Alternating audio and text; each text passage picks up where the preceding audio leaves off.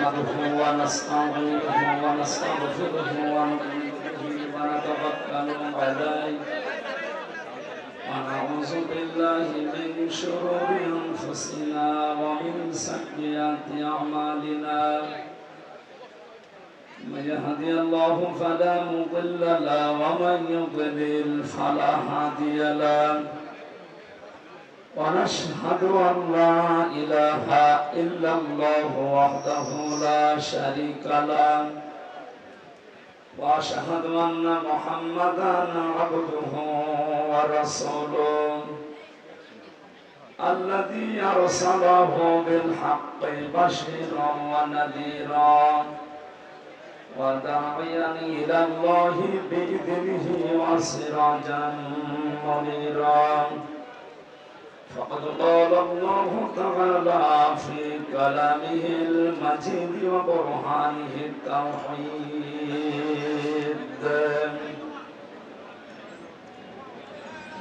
أعوذ بالله من الشيطان الرجيم بسم الله الرحمن الرحيم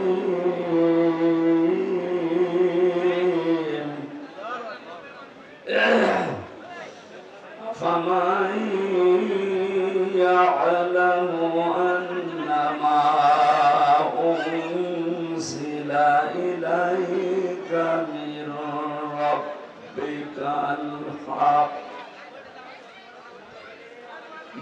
ربك الحق كمن هو أعمى إنما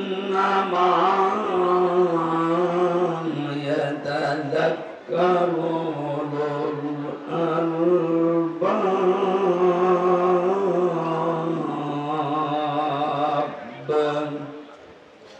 صدقت يا ربنا وقال تعالى في شأن رسوله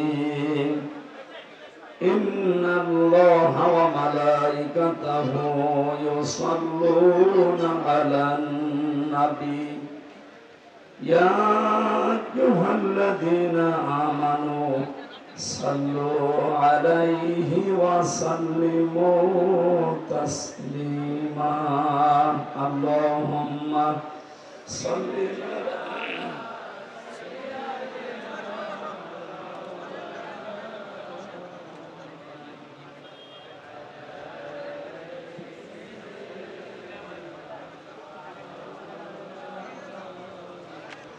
আলহামদুলিল্লাহ গাজীপুর জেলার কাশিমপুর থানার অন্তর্গত আফাজউদ্দিন সাহাবে সোফা হিফজ ও নাফিল মাদ্রাসার উদ্যোগে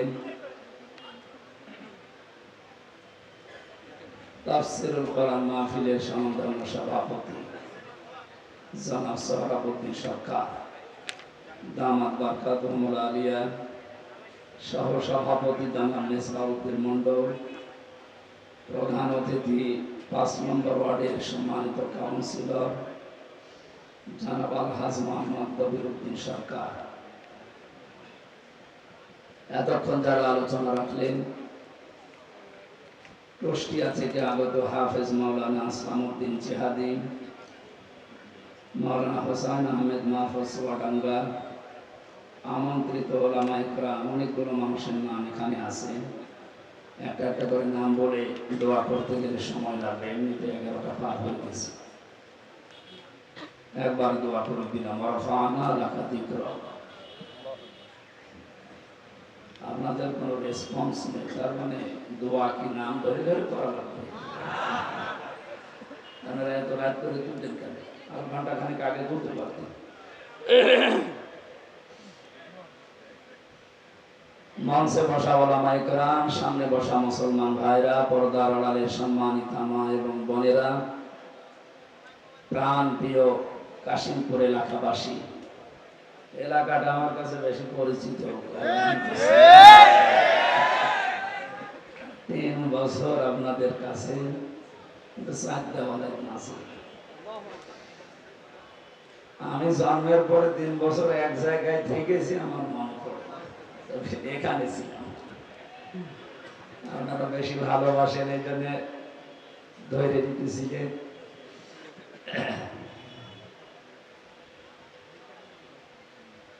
যে আল্লাহ কোরআনে কারিমের এই অনুষ্ঠানে দল মত নির্বিশেষে সবাইকে স্বতঃস্ফূর্ত ভাবে আসার তৌফিক দিলেন। খুশি হয়ে বলছেন আলহামদুলিল্লাহ। আমরা কোরআনে কারিম প্রচার করতে এসেছি। আমার বাড়ি কুষ্টিয়া জেলা, আর এটা গাজীপুর। এই প্রায় 200-250 কিলোমিটার পথ পাড়ি দিয়ে কোরআনে কারিমের দাওয়াত নিয়ে আসলাম। আমার উদ্দেশ্য হচ্ছে সঠিকটা তুলে ধরা। যারা শুনতে এসেছেন তাদের কিছু কর্তব্য আছে, দায়িত্ব আছে। আল্লাহ পাক বলেন, ওয়ানসালনা ইলাইকা যিকরা লিতুবায়্যিনা লিন-নাস মা নুযিলা ইলাইহিম ওয়া লাআল্লাহুম ইয়াতাফাক্কারুন। সূরা নাহলের 44 নম্বর আয়াতের শেষের দিকে আছে। হে নবী, এই কোরআন আপনাকে আমি দিলাম, শুধু সোমা খাবেন আর ট্রাকের উপরে রেখে দেবেন। কথা বলেন না কেন? কোরআন আপনাকে আমি দিয়েছি এই কারণে, এটা জীবিত মানুষদের সামনে আপনি ব্যাখ্যা, বিশ্লেষণ, তাফসীর করে করে শোনাবেন। এখানে লাম শব্দটা আমরা জানি, যারা গ্রামার আরবি সে অনুযায়ী ব্যবহার করা হয় জীবিত মানুষদের জন্য। সুতরাং কোরআন শোনানো লাগবে এখন কাদের সামনে? জীবিত মানুষ। বলেন তো কাদের সামনে? তো পরিবেশ আমরা এমন জায়গায় নিয়েছি, এখন জীবিত মানুষদেরকে এখন কোরআন শোনাতে গেলে ঝামেলা। মরে গেলে কোরআন পড়েন, আরে ভাই, মরে গেলে কোরআন পড়ার কোন নিয়ম নীতি আছে? সে পড়বে তার সওয়াব। যে লোকটা মারা গেছে ও যদি কোরআনের উপরে না চলে, কোরআন ওর লাশের সামনে না, ওর বুকের উপরে ছড়ে পড়লো, কাজ হবে। আওয়াজ মন মতো হচ্ছে না ভাই? মুরব্বী, আওয়াজ কানে লাগবে। আমার গলা এমনিতে দেখতে পাচ্ছেন অবস্থা ভালো না। বারবার যদি আপনার সাথে কথা বলা লাগে, আওয়াজ যেন কানে আসে।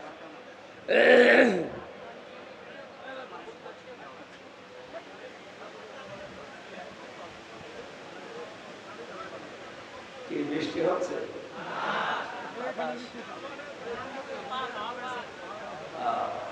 বাতাস হচ্ছে। আমরা কোরআনে কারিমের আয়াত থেকে দুইটা তথ্য পেলাম। এক নম্বরে, কোরআন শোনাতে হবে জীবিত মানুষদেরকে, ব্যাখ্যা বিশ্লেষণ করে। নবীজি এখন বেঁচে থাকলে এই গাজীপুরের কাশিমপুরের এই রাস্তা দিয়ে যদি হেঁটে যেতেন, উনি যদি এই মঞ্চে বসে বলতেন, গাজীপুরবাসী আসো, কোরআনে কারিম আল্লাহ আমাকে যেটা দিয়েছে আমি ব্যাখ্যা করে তোমাদেরকে শোনাই, আপনারা বসতেন না? হ্যাঁ বলেন। উনি এখন নেই, ওই দায়িত্বটা এখন আলেমদের উপরে। আমার নামে যেহেতু আলেম লেখা আছে, সুতরাং ওইটা আমি একটু পেয়েছি। ওই রকম মন নিয়ে আমি এখন অ্যাডভার্টাইজ করব, ডেলিভারি দেব। আপনাদের উচিত হচ্ছে আল্লাহুম ইয়াতাফাক্কারুন, আজকের কথাগুলো নিয়ে বাড়িতে যেয়ে চিন্তা ভাবনা করা। এই কথা বলেন না কেন? স্থান কাল পাত্র ভেদে কথা বলা দরকার। আজ বাস্তবে বিশেষ করে বাংলাদেশে আমরা নামধারী মুসলমানেরা টুপি মাথায় ছাড়া দেয়, এই মানুষগুলো যে আরম্ভ করেছি, গভীর কিছু বিষয়ের বাস্তবতা এখন আমরা জানি না। গতকাল প্রধানমন্ত্রী 14 বৈঠকে যে কথাগুলো বলেছিলেন সর্বশেষ, আপনি তো এখনো তার কথা আকার ইঙ্গিত, তার আকাঙ্ক্ষা যেটা, এটা এখনো বোঝেননি। কালকে জানিয়েছিল পার্বত্য চট্টগ্রামের কয়েকটা জেলা এবং মায়ানমারের কিছু অংশ নিয়ে সাদা চামড়ার কিছু মানুষেরা নীরব আন্দোলন চালিয়ে যাচ্ছে। ইন্দোনেশিয়ার পূর্ব তৈমুর এবং দক্ষিণ সুদানের মতো তারা স্বাধীন খ্রিস্টান রাষ্ট্র ঘোষণা দেবে। এই জন্য তারা এয়ারবেস তৈরি করছে।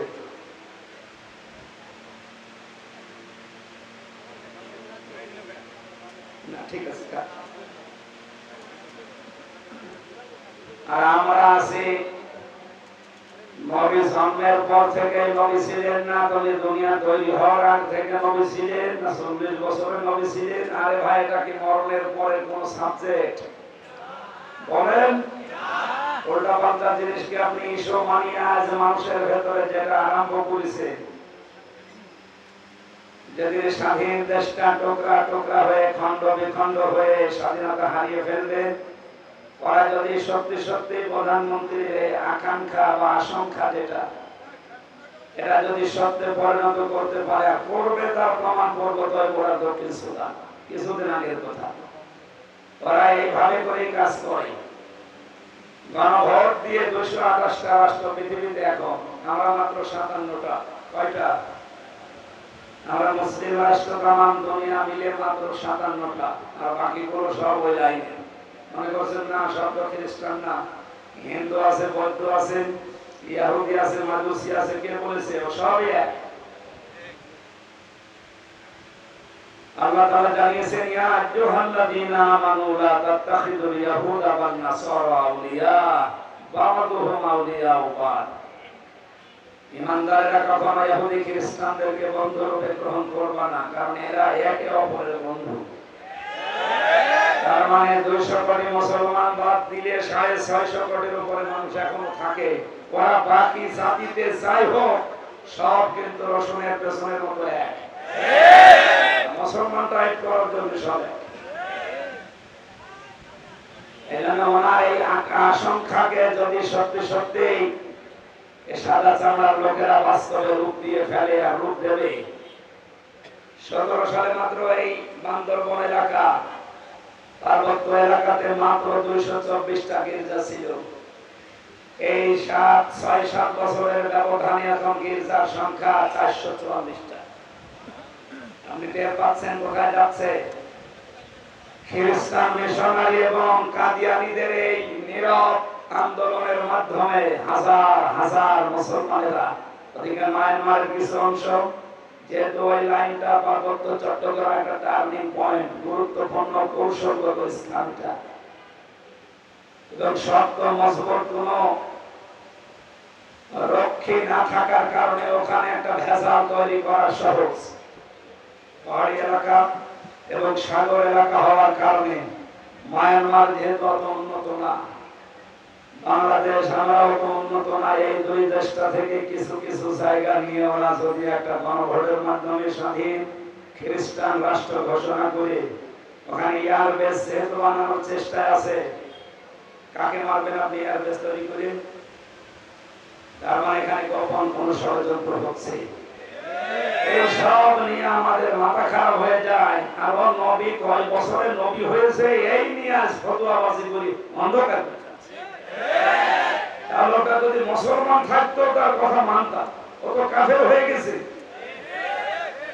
সূরা আনআমের 50 নম্বর আয়াত, সূরা হুদের 31 নম্বর আয়াত। আমি দলিলগুলো লম্বা করে বলতে পারছি না, খুব তাড়াতাড়ি তাফসীরে যাব। এই দুইটা আয়াত অনুযায়ী এদেশে আছে হাজারো মানুষ এই কথা যারা বলে আল্লাহর ধন রাসূলুল্লাহকে দিয়ে আল্লাহ গায়েব হয়ে গেছে, বিশ্বাস করে কেউ যদি মন থেকে কথা বলে ও কাফের। কাফেরের জানাজা পড়া জায়েজ আছে? বলেন।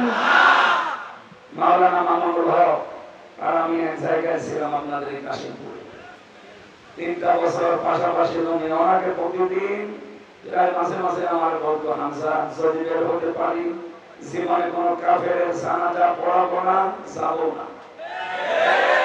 বিষয়টা আমি আপনার এত কঠিন কেন? মনে মাঝে মাঝে আমার ব্যাখ্যা দিত, দেখো কাফেরের জানাজা পড়া জেনে শুনে কি হারাম? কথা বলে কেন? রাসূলুল্লাহকে আল্লাহ নিষেধ করেছিলেন তার চাচা জানাজা পড়তে কবরে যেতে। সূরা তাওবার 113 নম্বর আয়াতে আল্লাহ দলিল দিয়েছে। সূরা তাওবার 84 নম্বর আয়াতে দলিল আছে। আল্লাহ পাক যদি রাসূলুল্লাহকে কথা বলতে পারে, তারা 50 আবু তালেব তাও তার কবরের কাছে যেতে পারবেন না, দোয়া করতে পারবেন না, কারণ লোকটা মুশরিক। লোকটা কি? মুশরিক। আর যারা আল্লাহর ইবাদতে অন্য কাউকে শরীক করে জিকিরের নাম নিয়ে, আশিকের নাম নিয়ে মুশরিক হয়ে যাচ্ছে, এরা তো কাদিয়ানীদের মতোই কাফের। খ্রিস্টান মিশনারি কাদিয়ানীরা যা করছে নীরব আন্দোলনের মাধ্যমে, আর এরা সরব আন্দোলন শুরু করে ওরা ওদের কাজকে এগিয়ে দিচ্ছে। এজন্য ওদেরকে থামার জন্য আহ্বান জানাচ্ছি। আমরা আছি এই ঝামেলায়, আর এই কি শুরু করেছে আল্লাহ জানে।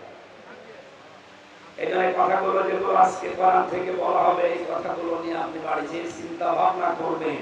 এই দায়িত্ব আল্লাহ আপনাকে দিয়েছে, যেহেতু আপনি ময়দানে এসেই পড়েছেন। আমার দায়িত্ব সঠিকটা তুলে ধরা, আপনার দায়িত্ব হচ্ছে এই কথাগুলো সঠিকভাবে চিন্তা ভাবনা করে আমল করা। আল্লাহ একটা আমাদের প্র্যাকটিক্যাল লাইফে সেটামন দরজা দিয়ে আল্লাহ প্রবেশ করিয়ে আগে চামড়া খসাবে। দেখি তো মানের অর্থ কয়টা, কালকে বলবেন। এই এতগুলো ছাত্র জবাব দেন কয়টা? মানের 1 নম্বর অর্থটা বাদ দেই না, বলেন বলি আমি আবার 3 বছর চাই। যেটা যেটা দেখবো আমার গায়ে লাগবে ওইটা বাদ দিয়ে দেবো।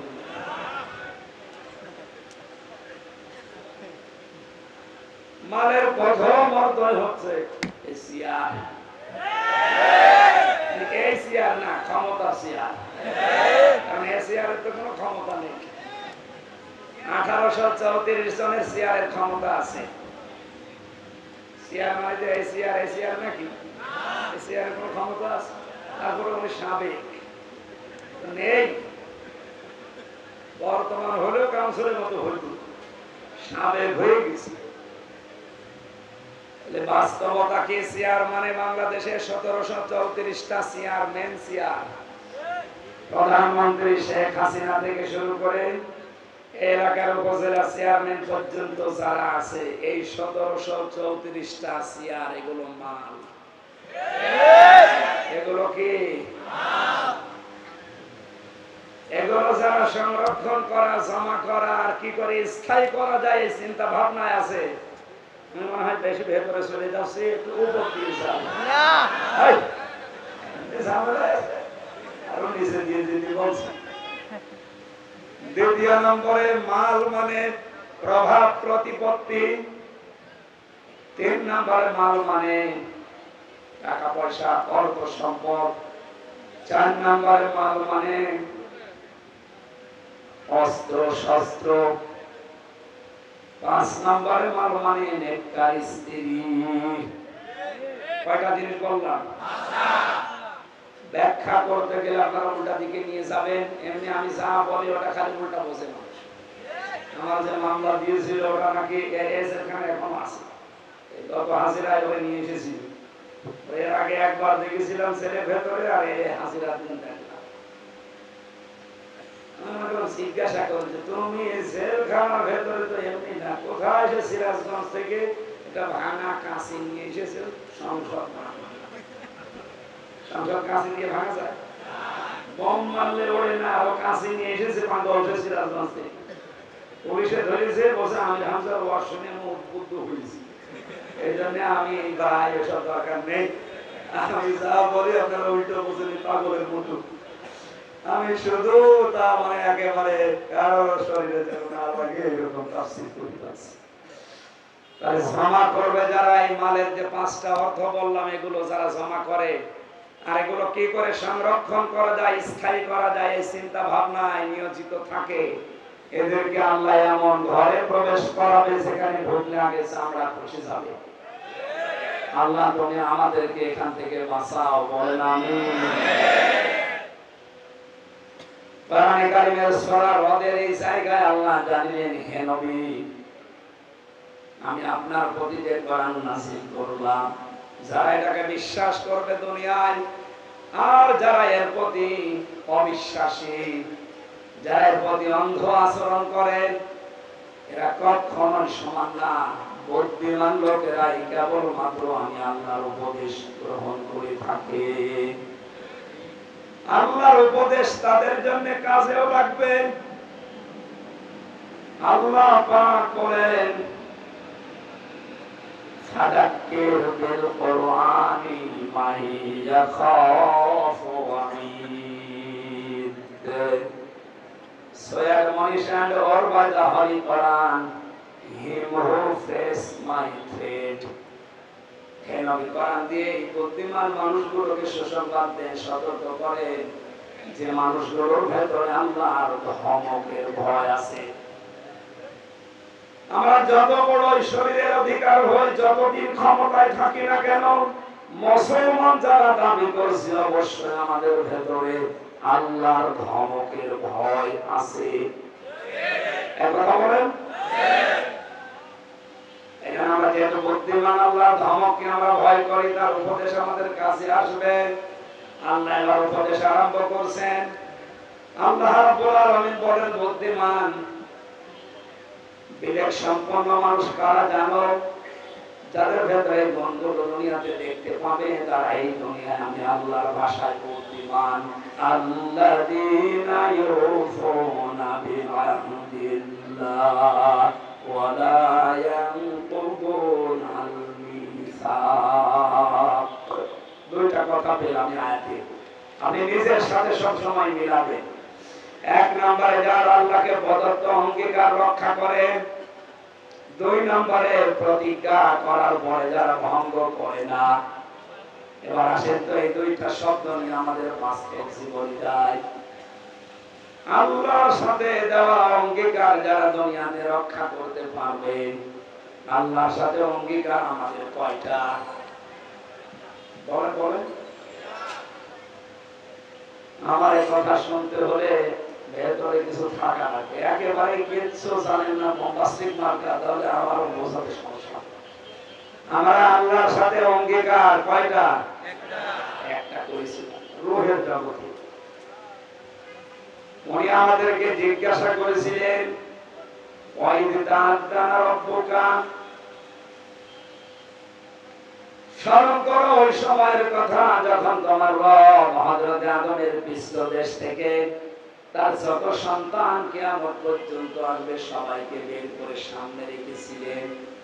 জিজ্ঞাসা করেছিলেন, আলাস্তু বিরাব্বিকুম, আমি কি তোমাদের রব না?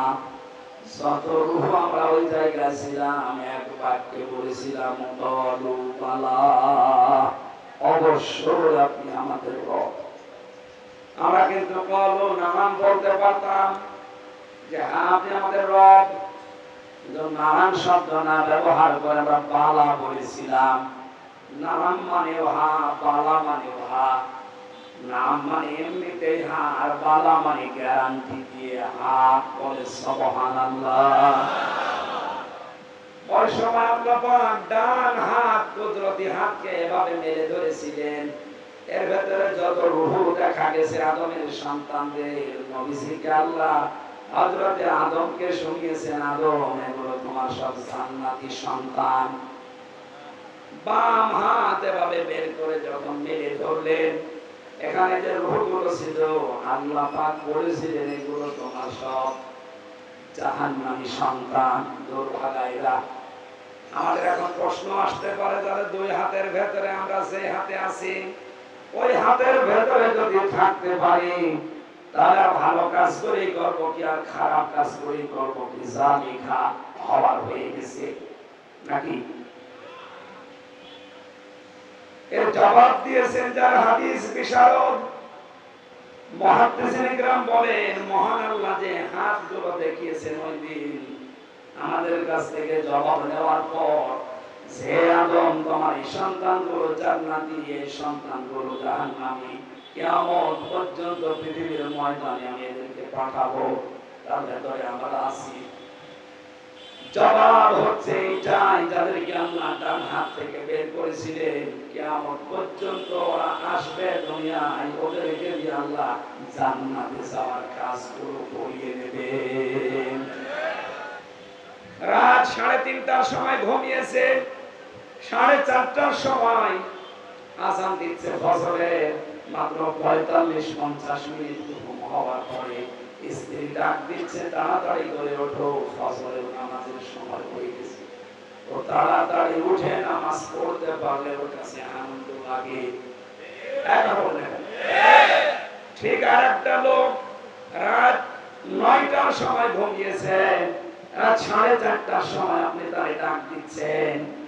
8টা 9টা ঘন্টা মরণের ঘুম ঘুমিয়েছে, ফজরের নামাজে ডাক দিলে এখনো পর্যন্ত বলে আমার ঘুম হয়নি, ডিস্টার্ব করতে কেন? আপনি ধরে নিতে পারেন আপনি আছেন ডান হাতে আর ওই লোকটা আছে ওই বাম হাতে। আপনাকে আরো ভালো কাজ করাবে যদি ওই ডান হাতের ভেতরে থাকেন, আপনার মন মানসিকতা হবে পয়দা করে দেবে।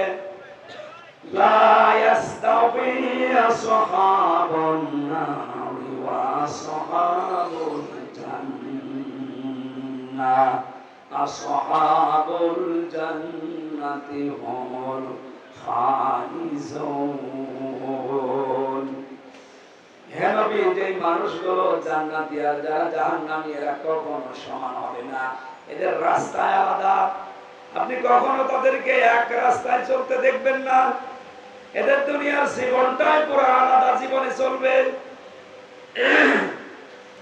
আজকে আসার সময় ফ্যান্টাসি কিংডম দেখাচ্ছিল এখানকার একজন, আর আমার বলছে এখানে এমন কোন কাজ নেই যেটা বৈধভাবে হয় না। ওখানে কাজ তো সব বৈধভাবে হচ্ছে নাকি? ওখানে আপনি এরকম মানুষকে নিয়ে যেতে পারবেন পিটিয়েও? ওখানে যাওয়ার মানুষের দুনিয়ায় আলাদা, আর ওখানে যারা যায় ওদেরকে আপনি মসজিদে মাদ্রাসা ঈদগায় পাবেন না। এখানে আসলে ওদের শরীরে জ্বালা ধরবে, আর এই চরিত্রের মানুষগুলো ওই জায়গায় গেলে এদের শরীর খারাপ হবে। বিশ্ব নবী মুহাম্মদ রাসূলুল্লাহ বয়স এসে এই বয়সে ৮-৯ বছর ওনাকে একটা মেলায় নিয়ে গিয়েছিল বন্ধুরা। আল্লাহর নবীকে ওকাস মেলা, এই মেলাতে নিয়ে যাওয়ার পরে তিনি সঙ্গে সঙ্গে অজ্ঞান হয়ে গেছেন। ওখানে যে ঘুম তিনি দিয়েছেন, ঘুমের ভেতরে তার পোড়া হাত চলে গেছে। সূর্যের আলো যখন সকালবেলা তার মুখের উপরে পড়েছে, নবী টের পেয়ে দেখলেন আশপাশে কেউ নেই। ওরা গান বাজনা মেলা চা করার আনন্দ ফুর্তি করে সবাই বিদায় নিয়ে চলে গেছে। পুরাটা সময় বিশ্ব নবীকে আল্লাহ জাহান্নামী কাজ থেকে বাঁচিয়ে রেখেছে। আমি যদি সত্যি হযরতে আদম আলাইহিস সালামের সন্তানদের আল্লাহর ডান হাতের ভেতরে পড়ে যান, এমন ভালো ভালো কাজের আঞ্জাম আপনাকে মরণের আগ পর্যন্ত আল্লাহ দেওয়াতেই থাকবে। এখানে কিছু নিয়ম নীতি আছে। আপনাকে ভালো ভালো কাজ পাওয়ার পরে শুকরিয়া আদায় করা লাগবে আল্লাহ। লাইন শাকারতুম লাযিদান্নাকুম ওয়া লাইন কাফারতুম ইন্না আযাবি লাশাদীদ। যদি আমার নিয়ামতের শুকরিয়া আদায় করো আমি আল্লাহ এটা বাড়িয়ে দেব। নিয়ামতের শুকরিয়া আদায় আমরা বাংলাদেশের মানুষ একটা বুঝি কি, সেটা টুটি পর্যন্ত খাবারের পর একটা ঢেকর ধরে বলে আলহামদুলিল্লাহ হয়ে গেল। কেউ যদি কোনো নিয়ামত পাওয়ার পরে শুকরিয়া আদায় করে, ওকে ৩টা বিষয় লক্ষ্য রাখা লাগবে। ওই যে কাউন্সিলর, আমি যে এখানকার প্রধান বক্তা, ওই যে প্রধান অতিথি, প্রত্যেকটা বিষয় আমার আল্লাহ বলেন ভালো হোক আর মন্দ হোক, প্রতিটি জিনিস আমার বান্দা বান্দীদের জন্য পরীক্ষা। সূরা ফজরের ভেতরে আল্লাহ এই তথ্যগুলো দিয়েছেন। ফাম্মাল ইনসানু ইযা মাবতালাহু রাব্বুহু ফাকরামাহু ওয়া না'মাহু ফায়াকুলু রাব্বি আকরামান ওয়া আম্মা ইযা মাবতালাহু রাব্বুহু ফাকদারা আলাইহি রিজকাহু ফায়াকুলু রাব্বি আহানান। আমি মানুষকে ভালো কোনো কিছু দিয়েও পরীক্ষা করি, নিয়ামত গুলো দিয়েও তাকে পরীক্ষা করি, নিয়ামত কেড়ে নিয়ে অসম্মানিত করেও আমি তাকে পরীক্ষা করি। সুতরাং যারা ক্ষমতায় আছেন, এটা আপনার পরীক্ষার বিষয়। অবতাগি ফীমা আতাকাল্লাহু দারাল আখিরাহ, আপনাদের উচিত হবে ক্ষমতাটা আল্লাহর দ্বীনের ইসলামের মানবতার পক্ষে কাছে লাগিয়ে আখিরাতের ঘর নিজের জন্য তৈরি করে নেওয়া। আপনি আল্লাহর ভাষায় বুদ্ধিমান হবেন। অথচ ক্ষমতা পেয়ে অনেকে আজ আখিরাতের ঘরের পরিবর্তে জাহান্নাম তৈরি করে রাখছে। আমি আল্লাহর সাথে অঙ্গীকারের বিষয় বলাচ্ছিলাম, একটা অঙ্গীকারের সময় বলেছিলাম বলো বালা, অবশ্যই আপনি আমাদের রব। রবের ভেতরে আমরা 19টা শর্ত লুকিয়ে রেখেছিলাম। রবের পুরা অর্থ আপনি দেখবেন সংবিধানে রব শব্দের অর্থ 19টা। কয়টা? 19টা। বলেন 19টা। এবার একটা একটা করে মিলাবেন নিজের জীবনে 19টা পাওয়া যায় কিনা। এক নম্বরে রব মানে যিনি লালন পালনকারী। আপনি বলেন তো নিজের মনের দিকে তাকিয়ে, এ কথা কি আমরা 100% আল্লাহকে বিশ্বাস করে মানতে পারি যে আল্লাহ আমার লালন পালনকারী? না না, এটা তো চামড়ার মুখের কথা। আমাদের মনে, আমি সহ প্রত্যেকের মনে এখনো পর্যন্ত প্রায় 100%-এর 80 থেকে 90% পর্যন্ত বিশ্বাস আমার লালন পালন করা, খাওয়া দাওয়ার ব্যবস্থা এটা আমার চাকরির দ্বারা হয়। মানে আমাদের মনের অবস্থা বললাম আমি, এটা আমার ব্যবসার দ্বারা হয়, এটা আমার জমি জায়গার দ্বারা হয়, ঘর ভাড়ার দ্বারা হয়। কথা বলে না, অথচ ওই জায়গায় বলেছিলাম আপনি আমাদের রব।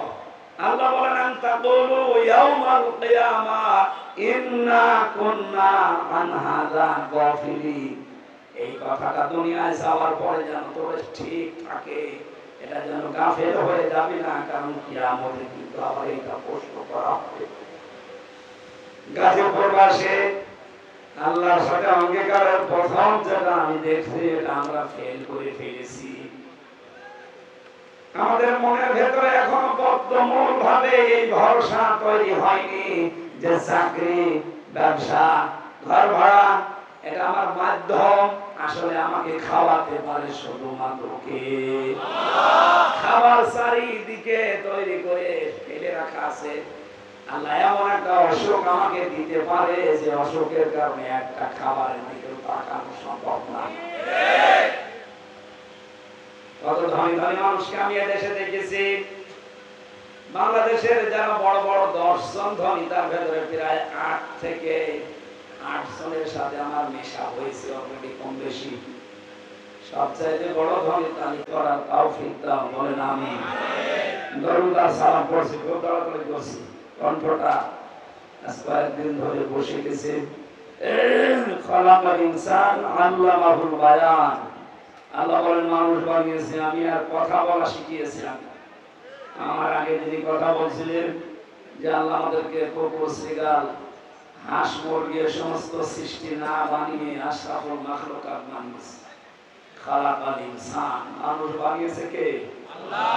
আল্লামাহুল বায়ান, মানুষকে কথা বলা শিখিয়েছে কে? আল্লাহ। বিজ্ঞান এখন এই কথাটা নিয়ে প্রমাণ করছে।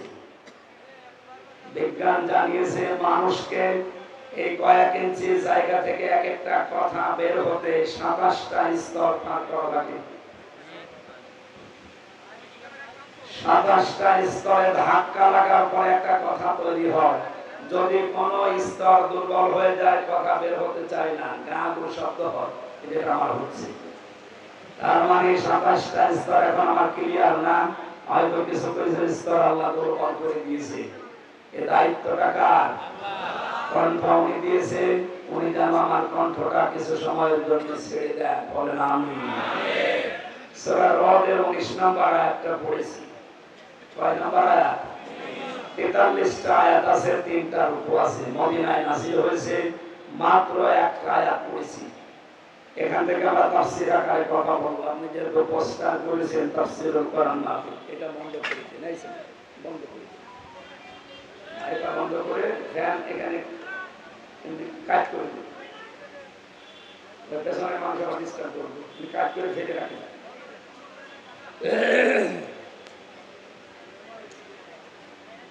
আমার ভাইরা, কোরআনে কারীম থেকে কথা শুনতে হলে আমি এর আগে বহু তাফসীর মাহফিলে বলেছি 5টা বিষয় খেয়াল করা লাগে। কয়টা? 5টা।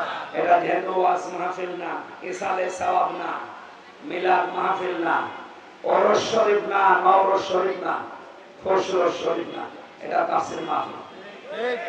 আর তাফসীর করেন সরাসরি রাসূলুল্লাহ। রাসূলুল্লাহ এখন নেই, ওই দায়িত্ব এখন রাসূলের ওয়ারিসদের। সুতরাং এই মেম্বারটা অনেক দামি জায়গা, এটা বড় আমানত। এই আমানতটা যদিও আজ অনেকে উল্টা পাল্টা করে নাচানাচি করে নষ্ট করে ফেলেছি, আমরা এটা নষ্ট হতে দিতে চাই না। যতটুকু পারি হক আদায় করে এখান থেকে কথাগুলো ডেলিভারি দিতে চাই ইনশাআল্লাহ।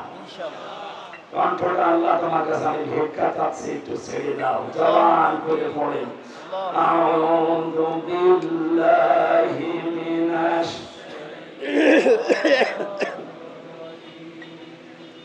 বিসমিল্লাহির রহমানির রহিম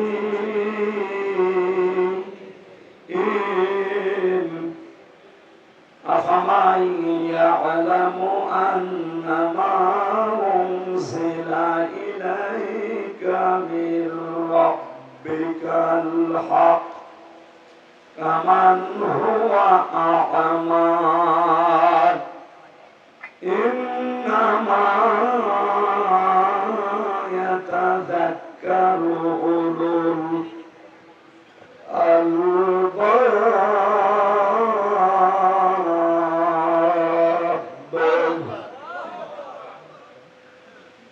একটা আয়াতের ভেতরে যত কথা আল্লাহ লুকিয়ে রেখেছে আপনি একটু খেয়াল করে শুনেন। এই আয়াতে আপনাকে আজকে জান্নাতের পথ দেখিয়ে দিতে সক্ষম ইনশাআল্লাহ। আল্লাহ পাক বলেন, হে নবী, আপনার প্রভু আপনার উপরে যেটা নাযিল করেছে, যারা এটা বিশ্বাস করে আর যারা বিশ্বাস করে না, এর প্রতি অন্ধ আচরণ করে, তারা কি কখনো সমান হতে পারে? শুধুমাত্র বুদ্ধিমান যারা, এই মানুষগুলো আল্লাহর উপদেশ গ্রহণ করে থাকে।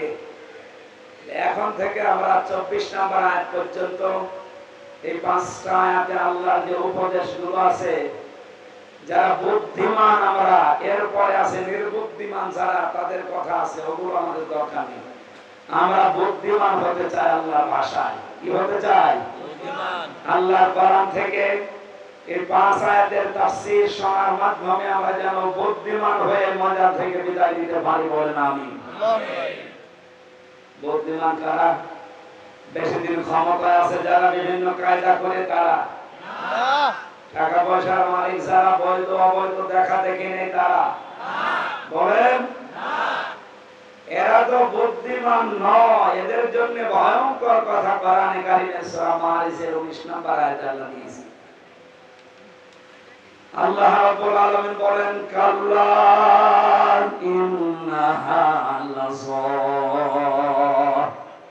কখনোই না, অবশ্যই তাকে আমি লাযা নামক জাহান্নামের দরজা দিয়ে প্রবেশ করাবো।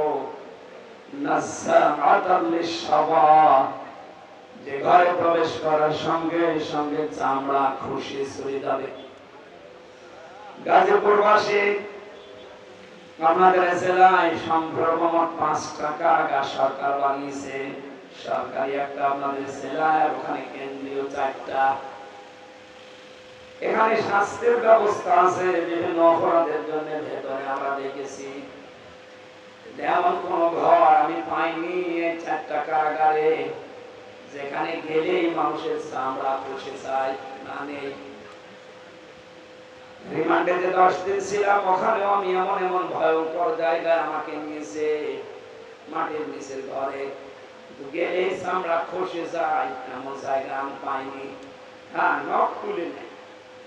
এগুলো আমি জিনিসপত্র দেখেছি, মেশিন পত্র, যে হুজুরে যে এগুলো দিয়ে আমরা নখ তুলি, আপনার না, আপনাকে আমরা দেখাচ্ছি। এগুলো তুলে তাদের যারা অস্ত্র মামলায় ধরা পড়ে, যারা মার্ডার মামলা, তাদের আমরা এগুলো তুলে নিই। তার মানে আমাকে জিনিসপত্র দেখিয়ে যেটা বলতে বলবে ওটা যেন আমি বলবো। 10 দিন আর দিকে 3 বছর ফিরায়, সব মিলিয়ে বলেন আমার চামড়া কোন জায়গা থেকে খসেছে? বলেন না কেন? আল্লাহর বাণী কি শুনলেন? নাযাআতাল লিশাওয়া, শুধু শোনা পর্যন্ত শেষ। এটা বাস্তবে নিয়ে যান তো কত কঠিন বিষয়টা। বাংলাদেশ না, এশিয়া মহাদেশের ভেতরে সবচাইতে বড় কঠিন এবং ভয়ঙ্কর জেলখানার নাম এই কাশিমপুরের হাই সিকিউরিটি 4 নাম্বারটা। এর ভেতরে শতাব্দী বিল্ডিং আছে, সবচাইতে বড় মারাত্মক জায়গা এটা। 24 ঘন্টা তালা লাগিয়ে রাখে। এত কঠিন জায়গায় থাকার পরও আমাদের চামড়া ওঠে না। খাবার দাবার সমস্যা ছিল, ঠিক আছে। এবার বলেন, আল্লাহ যে বর্ণনা দিলেন যে ঘরের কথা বললেন, কিভাবে আল্লাহ বানিয়েছেন যে সেখানে গেলে আগে চামড়া খসে যায়? তার মানে ওখানে এরকম মেশিন পত্র লাগানো আছে। কথা বলেন। এই ভয়ঙ্কর জায়গায় আল্লাহ প্রবেশ করাবেন কাদেরকে? দুইটা গুণ যাদের ভেতরে দুনিয়াতে পাওয়া যাবে তাদেরকে আল্লাহ ওই দরজা দিয়ে প্রবেশ করাবে, জাহান্নামের লাজা। এই দরজার নাম আদমান আদবার ওয়া তাওয়াল্লা ওয়া জামাআ ফাআওয়া। এক নম্বরে যাদেরকে সত্যের দিকে আহ্বান করা হয়, সত্যকে সত্য জানার পরও যারা পৃষ্ঠ প্রদর্শন করে, মুখ ফিরিয়ে চলে যায়। আর বাংলাদেশে এই চরিত্রের মানুষ বেশি। শুধু আহ্বান করা না, চোখে আঙ্গুল দিয়ে অনেকে দেখিয়ে দেওয়া হচ্ছে। এর বড় শুধু আমার বাবার মুরিদ না, আমার দলের লোক না, এই জন্য হামজারে মানে না।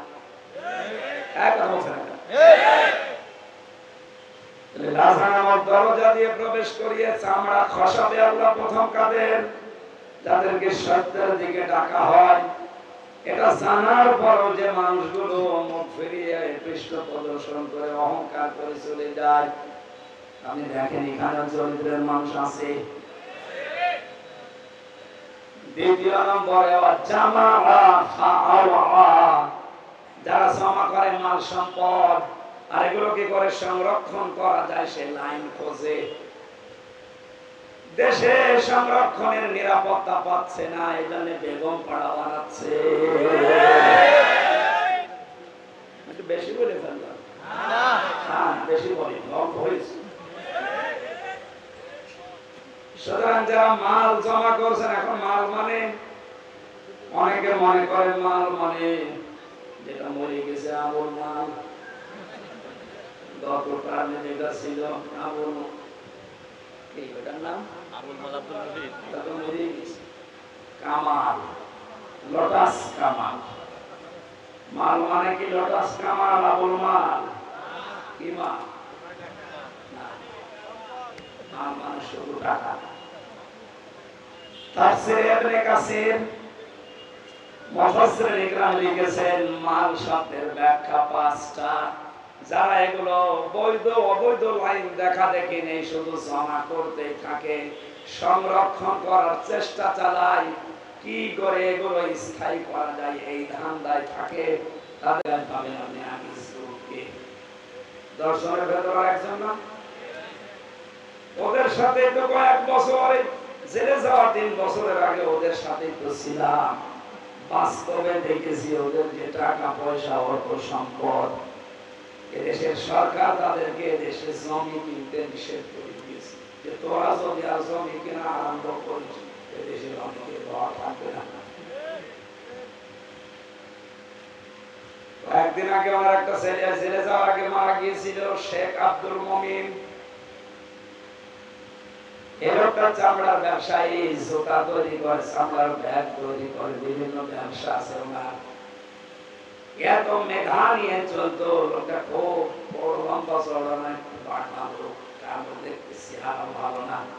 কি আল্লাহ এমন দিয়েছে, কোরিয়া থেকে লেখাপড়া করে এসে ওইটা কাজে লাগিয়ে বাংলাদেশের শীর্ষ ধনীদের ভেতরে একজন। খাওয়া খেতে পারতো না। বাংলাদেশের সবচেয়ে বড় তাফসীর মাহফিল দিত ওনার বাবার নামে, আকিস ফাউন্ডেশন খুলনা। 40-50 লক্ষ টাকা খরচ করে দিত, উদ্দেশ্য আমার বাবা যেন কবরে শান্তি পায়। যারা আলোচক হয়েছে তো ওখানে আমি সহ, মাওলানা মিজানুর রহমান আজহারি, মাওলানা তারেক মনোয়ার ভাই সহ যারাই গিয়েছি, এই সিরাজগঞ্জের এখান থেকে মাছ কিনে নিয়ে যেত, টাটকা মাছ আলেমদের খাওয়াবে, নিচে খেতে পারতো না। এই রাতে গলা উঠবে না ভাই।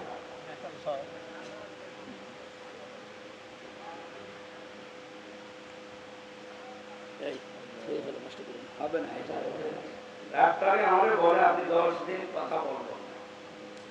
তো ডাক্তারের কথা শুনতে গেলে আজকে এখানে আসা হতো, এখানে না আসলে আপনারা তো দোয়া করতেন নাকি? হুজুরের গলা ভেঙে গিয়েছে, আসেনি, গলা আরো ভেঙে যাক, হুজুর মরে যায়, যাক, আমার ওয়াজ শোনা লাগবে। যে গরু দিয়ে চাষ করি খাবেন, গরু যদি মরে যায় চাষ করবে কি? অন্তত আমি একটু টিকে থাকি। আসলে আমার খাবার দাবার ভালো দেন, বলেন তো আমরা তো দিতাম না, বাইরের খাবার ওখানে ঢোকানো ছিল।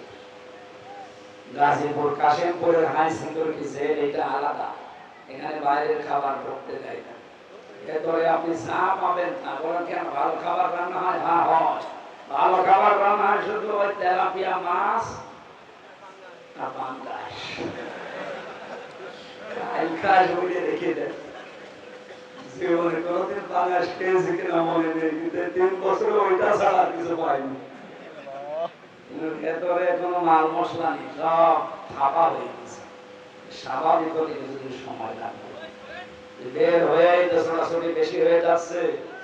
আমার মনে হচ্ছে তো ভেতরে থাকায় ভালো ছিল, কিন্তু একটু কষ্ট হতো। কণ্ঠটা যদি আল্লাহ ছেড়ে দিত, আগে স্বাভাবিক অবস্থায় থাকতো।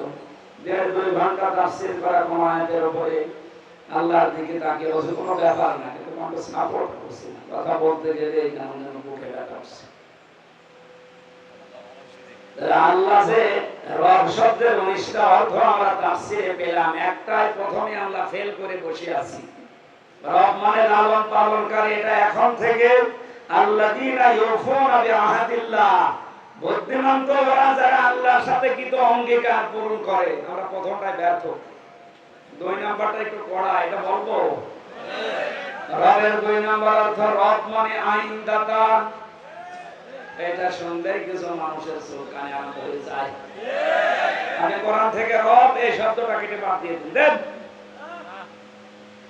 এখন যদি মুরব্বীকে বলি টয়লেটে যান, বাম পা দিয়ে প্রবেশ করেন, দোয়া পড়েন, 8-9-10 মিনিট 20 মিনিট ওখানে কাটান, বের হওয়ার সময় গফরানাকা আলহামদুলিল্লাহিল্লাযী আযহাবা আন্নিল আযা ওয়া আফানি, এই দোয়া পড়ে ডান পা দিয়ে বের হন।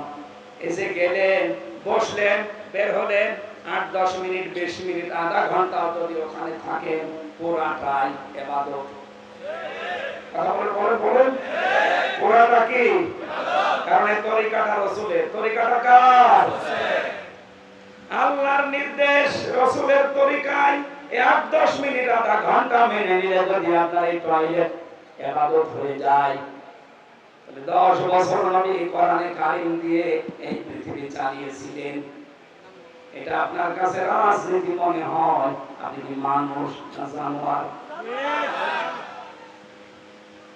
আল্লাহর কসম, আপনি ধরা খাবেন আজকে। যদিও এদিক ওদিকে কেটিকুটি চলে যাচ্ছেন, আপনি পারবেন না। টয়লেটটা বললে আপনার কাছে আনন্দ লাগে, আপনি আরো বলেন খুব ভালো লাগছে। ওরা তো 10 মিনিট 20 মিনিটের ব্যাপার। আর 10টা বছর নবী কোরআন দিয়ে রাষ্ট্র চালিয়ে বললেন, খায়রুল কুরুনি করনি, আমার যুগ শ্রেষ্ঠ যুগ। এই কথাটা বলতে গেলে আপনার কাছে রাজনীতি মনে হয়, আপনি আর মানুষের ভেতরে নেই। মুরব্বী মানুষ, সংসার অবশ্যই আছে না নেই? এখন যদি রাতে বাড়ি যে স্ত্রীকে সালাম দেয়, আর বউ যদি সালামের জবাব না দিয়ে গালি দেয়, কুকুরের বাচ্চা, ভালো লাগবে? গালি শুনে খারাপ লাগবে না? উনি যদি বুদ্ধিমান হয়ে থাকে, ওনার খারাপ লাগা, মন খারাপ করা, এটা ওনারই পাগলামি হবে। যেই বলবে কুকুরের বাচ্চা, শুকুরের বাচ্চা, সঙ্গে সঙ্গে উনি চিন্তা করবে, কি গো, এটা শিক্ষিতা মেয়ে, ভালো বংশের মেয়ে, কোনদিন এই 50 বছর সংসার করে আমার মুখের উপরে মুখ তুলে কথা বলে না, আর আজকে আমার হঠাৎ গালি দিচ্ছে শুকুরের বাচ্চা, কুকুরের বাচ্চা বলে। অবশ্যই ওই চিনে ফেলেছি, ওর স্বাভাবিক নেই, ওরা জিনে ধরেছে নাই পুঁতে ধরেছে, এতে গালি দেয় কেন? এই সহজ বিষয় যেমন আপনি বুঝে ফেললেন, 50 বছর সংসার করার পর উনি নিজেও মেনে নিতে পারছে না, তারপরও শান্ত হয়েছে, আমার বউ স্বাভাবিক নেই, ও অস্বাভাবিক। ভূতে ধরিছে, জিনে ধরিছে। আপনি যখন টয়লেটে আধা ঘন্টা কথা শোনার পরে আনন্দে মনের ভেতরে আপনার ভালো লাগে, 10 বছর রবের ব্যাখ্যা দিয়ে কোরআন দিয়ে চালাতে হবে, এইটা শুনলে রাজনীতি মনে হয় মন খারাপ হয়, বুঝবেন আপনাকে শয়তান দখল করে ফেলেছে। আপনার স্বাভাবিক নেই। এজন্য রব মানে আইনদাতা, এটা আপনি অঙ্গীকার করে এসেছেন। আল্লাহর আইন কয়টা?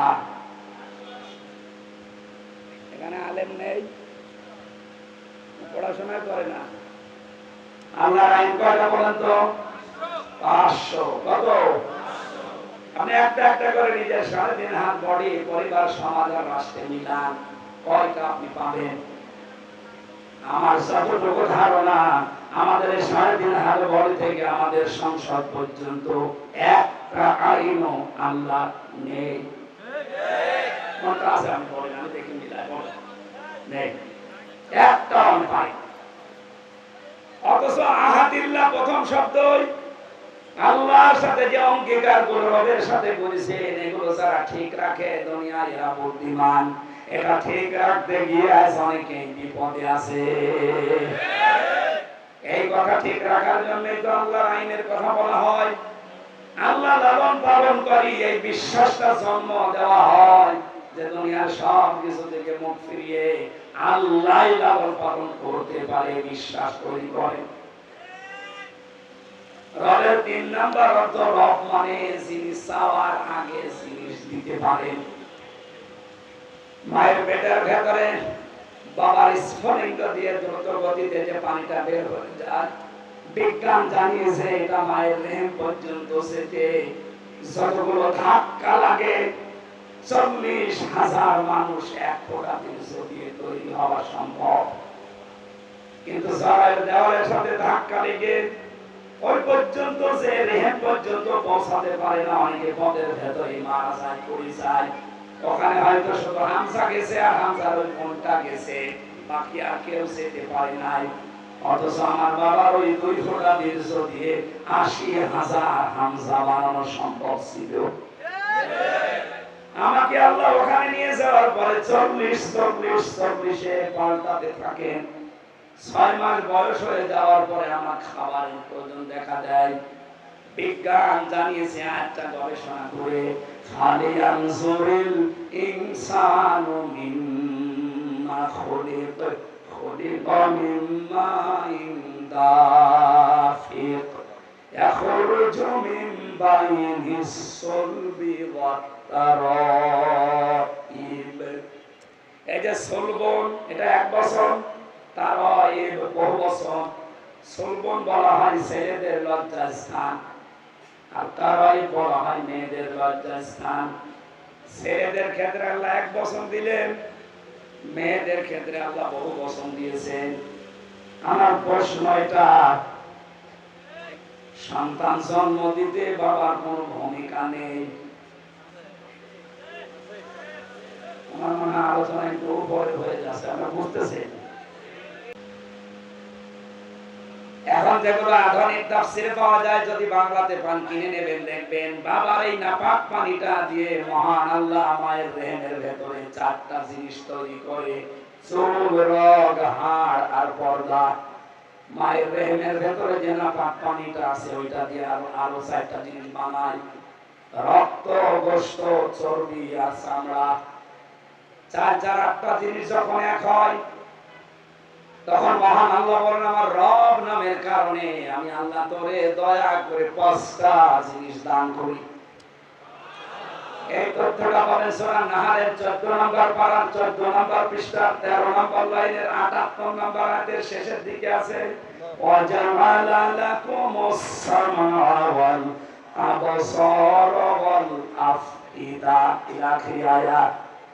আল্লাহ পাক বলেন, শ্রবণ শক্তি, দর্শন শক্তি, বাক শক্তি, আঁকের শক্তি আর জ্ঞান শক্তি, এই 5টা আমার রব নামের খাতিরে করে দান করি। গাজীপুরবাসী, একটাও যদি আল্লাহ কম দিতেন, আপনি আসতেন দুনিয়ায় কিন্তু অপূর্ণাঙ্গ হয়ে। কথা বলে না কেন? এই যে বাক শক্তি আল্লাহ আমার একটু দুর্বল করে দিয়েছে, এখন আমি টের পাচ্ছি যে কথা না বলতে পারলে কি হয়। কত মানুষ দেখা করতে এসেছিল, কিন্তু কথা তো বলতে পারছি না, কথা বলেই গলা বসে যাবে এই ভয়ে এর দিয়ে কথা বলিস, যা বলেন এর কাছে বলেন। শুধু সালাম দিয়ে মাথা নাড়িয়েছি, ভাই আমার অসুবিধা হচ্ছে না, কারণ দিনের বেলায় যদি আপনার সাথে ভাব ভাব করি তো রাতে 1 ঘন্টা কথাই বলতে পারবো না। বারবার আমার আল্লাহর ওই বাক শক্তির কথা মনে হচ্ছিল, মাবুদ তুমি দয়া করে এটা যদি এখন কেড়ে নিতে, সারা বাংলাদেশের মালিক হওয়ার পর আমি অসহায়। রমজানে সৌদি আরবে ছিলাম, মদিনাতে একটা ভিডিও দেখছিলাম, ওখানে বিচারক যিনি মাত্র 11 বছর বয়সের একটা ছেলেকে ডাক দিচ্ছে, অন্ধ ছেলেটা, ওরা কোরআন শরীফ সিনার ভেতরে এত সুন্দর তেলাওয়াত করলো।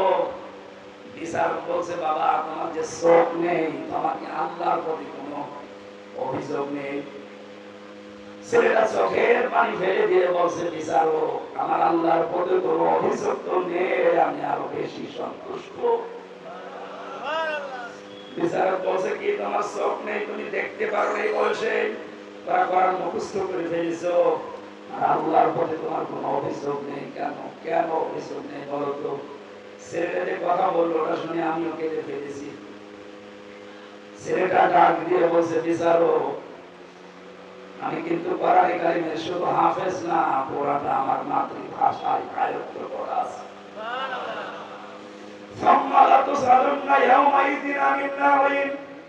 কিয়ামতের দিন প্রতিটি জিনিস ধরে ধরে আল্লাহর কাছে হিসাব দেওয়া লাগবে। মহান আল্লাহ যখন আমাকে একা একা ডাকবে, আব্দুর রহমান এদিকে আয়, আমার সামনে দাঁড়া, এখানে একটা ভুল নিরসন করা দরকার। অনেক মানুষের ধারণা আছে যে কিয়ামতের দিন মনে হয় বিভিন্ন পীর সাহেবরা লক্ষ লক্ষ মানুষ নিয়ে আসবে, তাদের সামনে আমিও যাব। সূরা মারইয়াম 16 নম্বর পারা 10 নম্বর পৃষ্ঠা 15 নম্বর লাইনের শেষ নাম্বার রুকু 95 নম্বর আয়াত। এটা ওয়াকুল্লুহুম আতিহি ইয়াউমাল কিয়ামাতি ফারদা। আল্লাহ পাক বলেন, কিয়ামতে প্রতিটি মানুষকে আমি আল্লাহর সামনে দাঁড় করাবো, স্রেফ একা একা। কয়জন বলি? সুতরাং তারা কথা ছড়িয়েছে যে পীরের মুরিদ হলে অসুবিধা নেই, ওদের জান্নাতে নিয়ে যাবে, এটা বানানো কথা।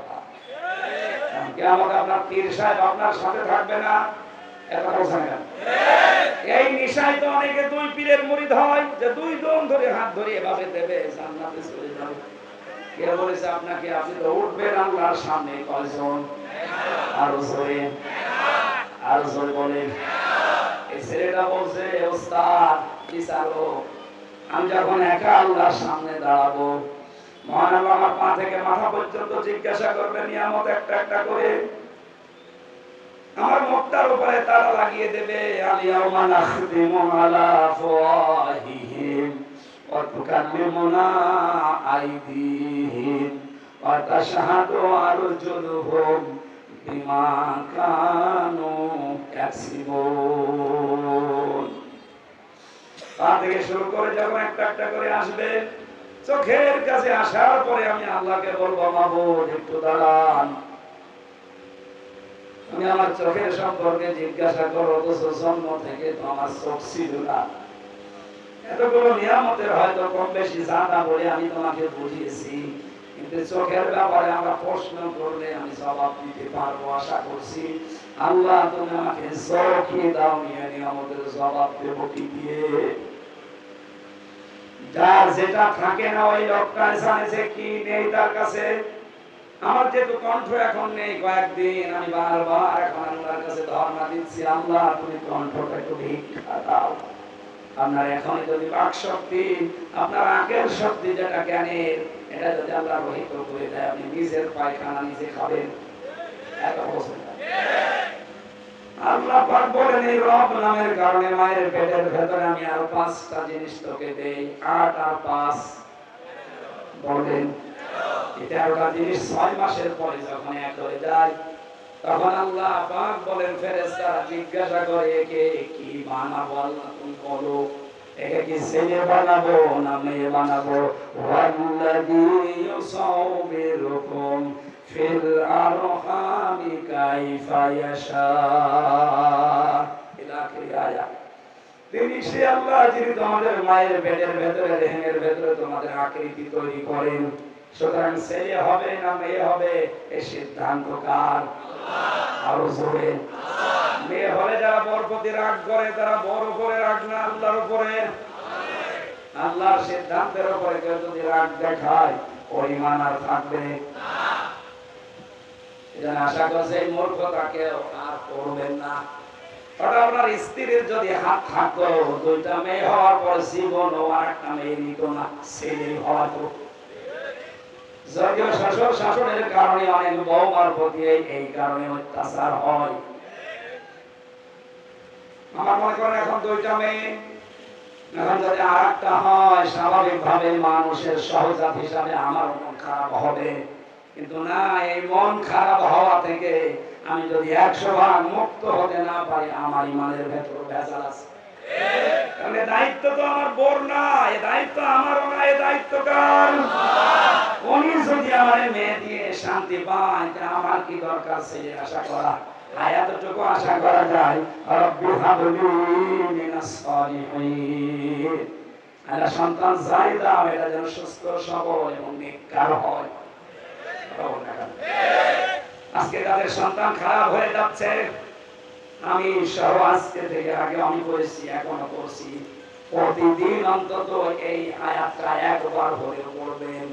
সূরা ফুরকান, ওয়াল্লাযীনা ইয়াকুলুনা রাব্বানা হাব লানা মিন আজওয়াজিনা ওয়া যুররিয়াতিনা কুররাতা আ'য়ুনিন ওয়াজআলনা লিল মুত্তাকিনা ইমামা।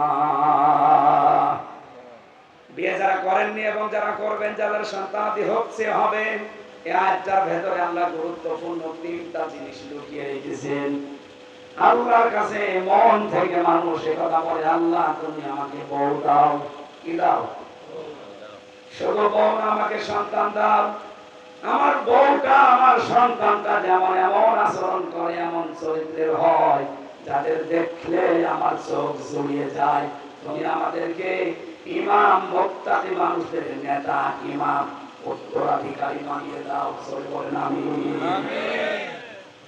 কিন্তু এটা যদি আমরা এখনো পর্যন্ত আমল আরম্ভ করি, সাহাবায়ে কেরামের জীবন থেকে এটা প্রতিষ্ঠিত প্রমাণিত। আপনার সন্তান আমরা গ্যারান্টি দিতে পারি কোনদিন মদ খেয়ে বাবা খেয়ে আপনার সামনে আসবে না। আজকে থেকে আমি সহ যারা আসি দোয়াটা পড়া প্রতিদিন একবার হলেও পড়া যাবে না? আল্লাহ আমাদেরকে আমল করার তৌফিক দাও। রবের যে 3 নাম্বার অর্থ, এটা আমাদের জীবনে মিলছে না। কোন জিনিস চাওয়ার আগেই যখন উনি দান করেন, খাবারের প্রয়োজন দেখা দেওয়ার পরে কোন ডাক্তার, ইঞ্জিনিয়ার, মা বাবা খাবার পৌঁছিয়ে দেয়নি।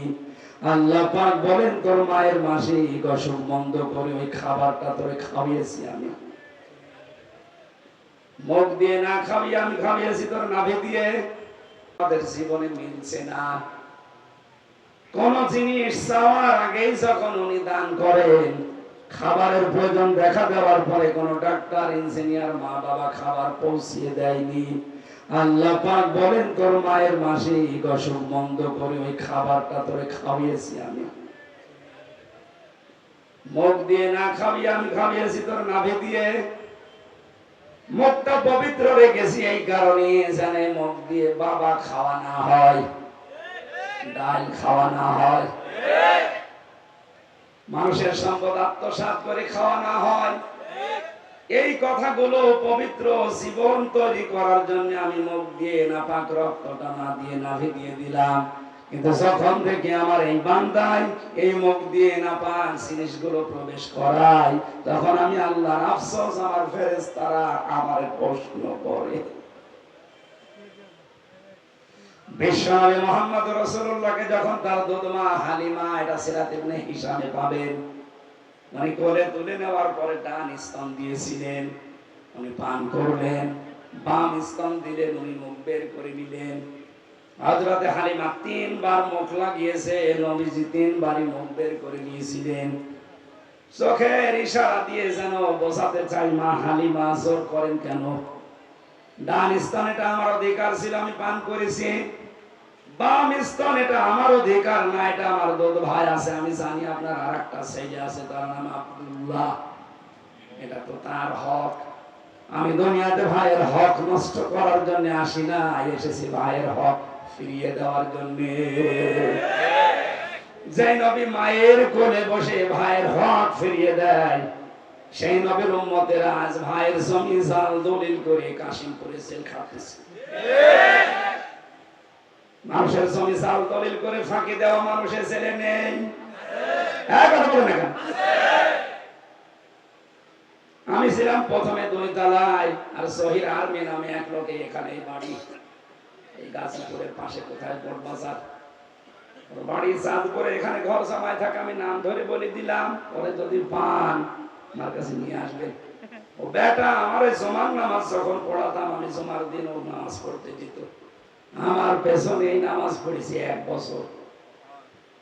বের হয়ে চলে যাওয়ার সময় বলছো, হুজুর আপনার বাড়ির নাম্বার দেন, আমি আপনারা বের করে দেবো। বিপদে পড়লে মানুষের দিক দেওয়া ঠিক থাকে না।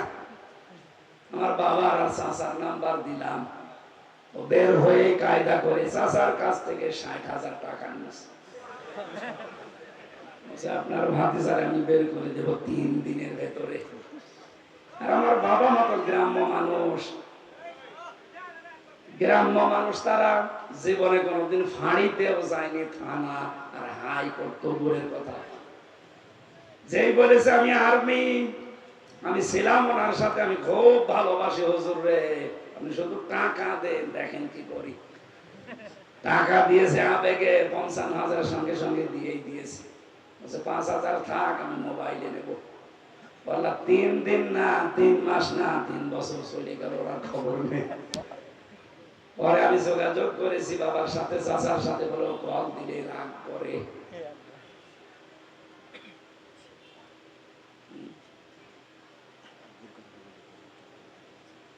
বেশি হয়ে যাচ্ছে সময়, আমার কণ্ঠ পারছে না, এই জন্য মনে হয় বাস আপনি শেষ করবেন। আসলে 19টা অর্থের ভেতরে কেবল 3টা চলছিল। ভাইয়ের জমি জাল দলিল করে ফাঁকি দিয়ে অন্যায় ভাবে এই নাপাক জিনিস মুখ দিয়ে আপনি খান, আর আপনি রব বিশ্বাস করেন আল্লাহ। এটা এখন হয়তো দুনিয়ারে মানুষকে ধোঁকা দিয়ে বোকা বানাতে পারছেন। চোখ বন্ধ হলে আসল রবকে বোঝানো যাবে? আপনি বুদ্ধিমান না, আপনি নির্বুদ্ধির পরিচয় দিচ্ছে। বুদ্ধিমান হতে হলে আল্লাহর যে অঙ্গীকার গুলো আছে, অঙ্গীকার গুলো পূরণ করেন, তার সাথে যে ওয়াদা করে এসেছে, ওয়াদা গুলো আমরা ঠিক রাখি।